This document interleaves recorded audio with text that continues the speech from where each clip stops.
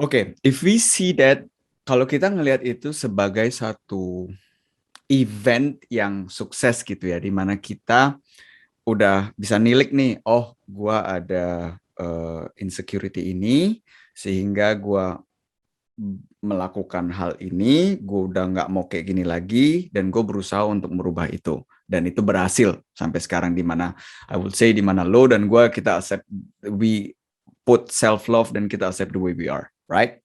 So, Yep.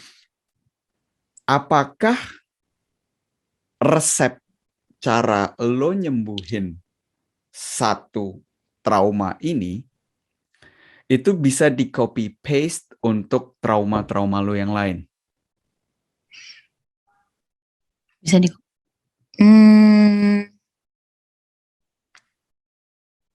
beda trauma, beda source, beda juga manifestasinya ya, Mbak ya. Jadi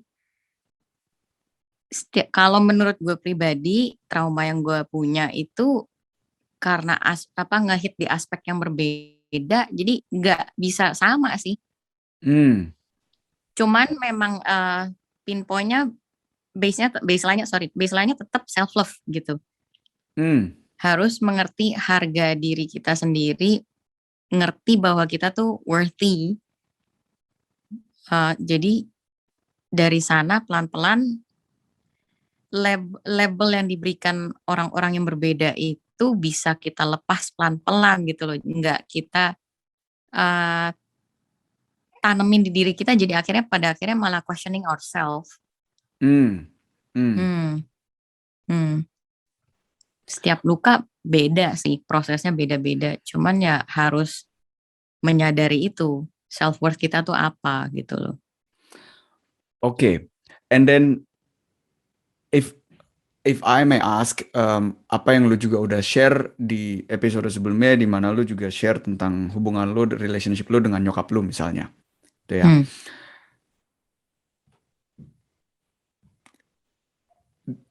Itu adalah satu lingkungan terdekat kita sebagai human being, in generally speaking ya, di mana keluarga adalah lingkaran pertama terdekat kita. Kalau misalkan gua di called names di sekolah, gue di sekolah berapa jam sih, and then gue balik lagi ke rumah, dan gue bisa milih, oh oke, dia rese, gue nggak mau hangout sama dia, gue masih bisa milih ini. Sedangkan it's not always the case with family.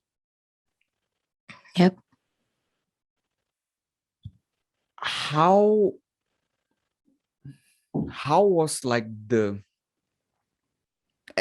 sebenarnya pertanyaannya sama. How was the process di mana lu ngerti pinpointing bahwa source-nya ternyata dari orang terdekat di dalam hidup gua yang I would say bukan bisa jadi, dalam logika gue at least gitu ya, I mean like pasti tetap ada yang namanya cinta. Gue cinta sama orang tua gue cinta sama kakak gue cinta sama adik gue, but at the same time mereka bukan memberikan tanggung jawabnya ke mereka, but the fact is mereka yang men-trigger point itu gitu loh, ngerti nggak lo? How was like the process understanding all that dan menyembuhkan diri lo sendiri di saat lo secara jarak pun juga dekat dengan orang tersebut gitu loh. Seperti yang kayaknya gue pernah mention ini ke Vina gitu kan. Gue waktu itu sampai di titik hampir bener-bener udah nabrak tembok gitu. Udah nggak tahu mesti kemana lagi gitu kan. Punya masalah seperti ini, kalau kita ceritain ke teman juga nggak ngerti. Itu kan asumsi kita gitu kan. Maksudnya kalau kita ngomongin ini ke orang luar, pasti input yang biasanya diberikan ke orang luar apa sih? Bye. Ngertiin lah, itu kan orang tua gitu kan, nggak boleh begitu gitu kan. Jadi anak harus intinya gitu. Nah, gue udah mencoba itu semua tapi nggak berhasil. Makanya pada akhirnya I seek for professional help. Gue sampai cari psikiater. Gue ceritakan apa yang gue rasakan, kondisinya seperti apa. Nah, di situ si psikiater itu ngomong ke gue, karena selama seumur hidup ini kan gue selalu di ini apa namanya dikasih idenya begini, anak itu durhaka gitu kalau nggak nurut sama orang tua sekecil apapun gitu kan. Hmm. Nah, setelah gue ceritakan kondisi gue semuanya ke psikiater, psikiater ngasih gue input begini, bukan hanya anak aja yang bisa durhaka, orang tua pun bisa durhaka. Hmm. Nah, di situ gue juga langsung bengong. Yang tadi Hmm. lagi sesi nangis sampai nggak karuan gitu kan, nggak stop gitu kan. Pas dia ngomong kayak gitu, gue sampai kaget karena seumur hidup gue nggak pernah dengar pernyataan seperti itu gitu. Hmm. Tapi sebaliknya selalu digituin sama si ibu gue itu gitu kan. Hmm. Nah, setelah gue kelar dari sesi dari si psikiater ini, karena gue udah dan di situ ada dimension bahwa si ibu gue ini punya disease yang namanya NPD, disorder, sorry, bukan disease, disorder, narcissistic personality disorder. Nah, setelah gue udah tahu itu, kulit gue menjadi begitu hyper focus sama yang namanya human behavior. Dari Hmm. psychology, human behavior, trauma, stuff like that, gue pelajarin lebih dalam lagi gitu kan. Hmm. Pada akhirnya gue mengerti NPD ini pun terbentuk karena bukan bawaan lahir, tapi karena lingkungannya dia juga sewaktu dia kecil. Nah, biasanya orang kenapa bisa jadi NPD? Either dia di neglect sama orang tuanya mereka atau terlalu di spoil. Hmm. Gue trace back lagi ke kasus nyokap gue ini, bisa dibilang dia tuh grew up neglected, di mana waktu dia tumbuh kembang, waktu harus diajarkan maksudnya self awareness harus diajarkan, dia nggak dapet gitu. Makanya akibatnya dia menjadi seperti ini, ya kan. Nah, dulu sebelum gue ngerti ini semua, iya gue punya perasaan, kok seorang ibu tega ya gituin anaknya, kok seorang ibu begini begini begitu. Ya, tapi kan ya blaming lebih gampang kan daripada Hmm. memaafkan kan. Kalau Hmm. gue terus-terusan punya pikiran, kok dia tega, kok dia gini, kok dia gitu, ya sama aja gue nyakitin diri gue sendiri, Hmm. ya Hmm. kan, nggak menerima kenyataan. Nah, Hmm. setelah gue udah pelajarin lebih dalam lagi tentang human behavior dan khususnya NPD ini, ya di situ gue baru mengerti dia pun juga korban. Hmm. Hmm. Gitu. Setelah gue mengerti dia pun juga korban, balik lagi yang kita juga tahu generational traumas ya, Hmm. itu kan Hmm. pass on kan dari atas ke bawah. Ya, gue sendiri udah lebih ngerti, I decided to be the cycle breaker gitu. Hmm. Hmm. Hmm. Hmm. Sedikit kita narik buat melihat semuanya sedikit lebih general, sedikit lebih dari segi yang umum ya. Em, Pintu awal yang terbuka sebelum lu bener-bener deep dive, lu belajar tentang behavioral psychology, lu mengerti secara logika bahwa secara intelektual, I mean, em, nyokap lu juga adalah seorang korban dan dia juga tidak bisa apa-apa gitu kan, sehingga muncul sebuah empati dari dalam diri. Yes, Gua nggak bilang itu gampang, tapi muncul yes, gitu kan rasa itu gitu kan. Eh, Awalnya adalah perspektif shift yang dimungkinkan oleh satu kalimat, yaitu orang tua juga bisa durhaka. Apakah menurut lo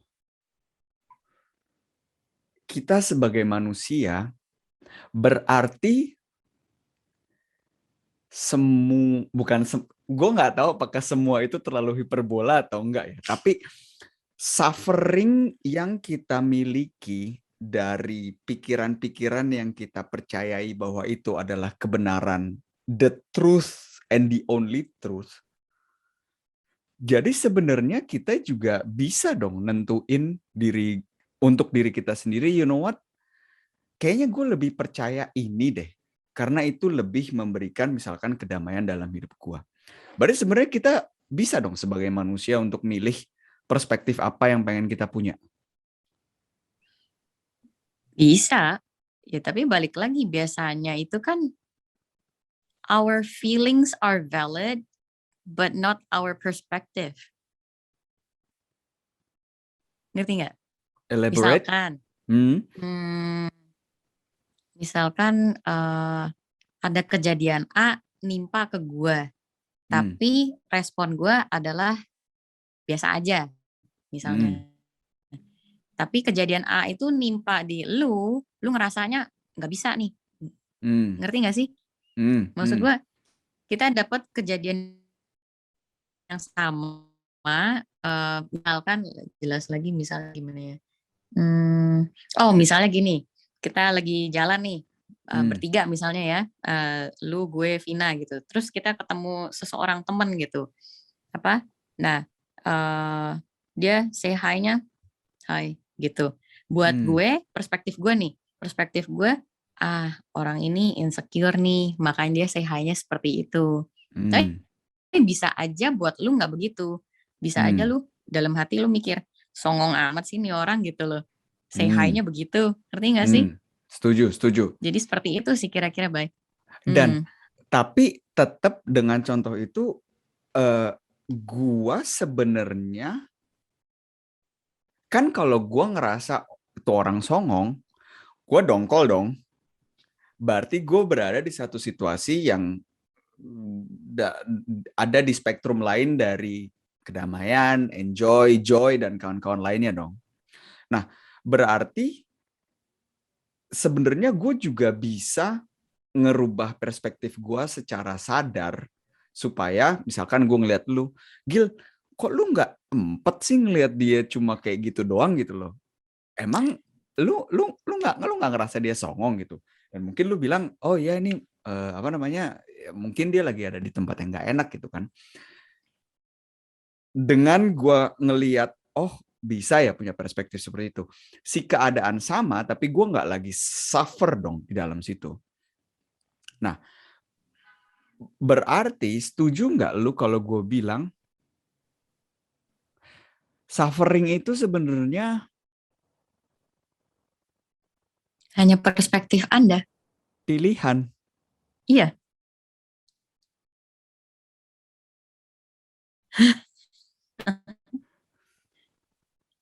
Balik lagi ke kadar empati kita kan? Kalau suffering memang pilihan, kenapa banyak orang yang memilih itu? Kalau dia Memilih tahu, itu. kalau dia tahu, I could let it go. Mbak, lu tahu yang namanya familiarity nggak? Explain more. Ini gue pernah mention juga sama Vina gitu kan. Kita itu selalu merasa nyaman di tempat yang kita familiar. Oke. Comfort zone itu enak. Untuk keluar dari comfort zone itu kan nggak mudah kan. Berbagai berbagai perspektif yang maksudnya, wah kalau gue keluar dari situ nanti gue gimana gitu loh. Berbagai kegelisahan gitu. Kalau gue keluar dari ini nanti gue gimana gitu. Jadi stay di comfort zone, stay di lingkungan yang familiar itu nyaman. Oke. So nyaman itu belum tentu baik dan tidak nyaman itu belum tentu buruk, dan banyak orang lebih memilih untuk merasa nyaman dengan suffering yang dia sudah kenal instead of jalan ke area yang mereka belum explore, yang masih gelap. Meskipun di Yes, situ ada potensi lu bisa bebas dari suffering lu. yes. Sebenarnya makanya di situ dibutuhkan yang namanya keberanian gitu. Ya, Orang betul. orang buat exploring, karena gue nggak tahu deh. Lu pernah dengar nggak kalau orang itu lebih termotivasi, em, dia akan lebih termotivasi kalau dia takut kehilangan sesuatu daripada potensi untuk mendapatkan sesuatu. Ya, Jadi anjing, ntar kalau gue udah ke tempat yang gelap terus suffer juga, double dong suffering gue. Ya udah yang sekarang aja udah kenal. Ya, I get it. Ini manusia ya, sebel gue. tapi memang gitu gini. Makanya kemarin itu gue sempat ngasih sharing sama Vina begini. Karena gue grew up dengan ibu yang NPD gitu kan. Dan NPD itu kan traitsnya mengekang, ya kan, selalu melarang gitu kan. Jadi ya otomatis di mana waktu gue masih kecil belum punya consciousness, gue anggap itu adalah love language-nya dia ke kita yang sebagai anak-anaknya. Nah ini manifestnya ke cara gue mencari pasangan. Jadi tuh dulu gue pernah punya partner yang kebetulan mirip sama ibu gue gitu, controlling banget gitu kan, suffering iya, gitu. Cuman takut untuk melepas. Gila Terus ya orang. setelah gue udah nggak sama partner yang itu, gue dapat partner yang lain yang nggak kontrol gitu, nggak ada controlling sama sekali. Gue aneh ngerasanya, ini orang sayang nggak sih sama gue, ini orang cinta nggak sih sama gue gitu loh, ngerti nggak sih? Jadi sesuatu yang unfamiliar buat gue tuh malah jadi Nggak nyaman ya. aneh gitu loh. Iya. Aneh gitu. Ya. Dan ternyata yang harus dikoreksi ya gue pribadi, bukan si orang yang tersebut gitu kan. Ya.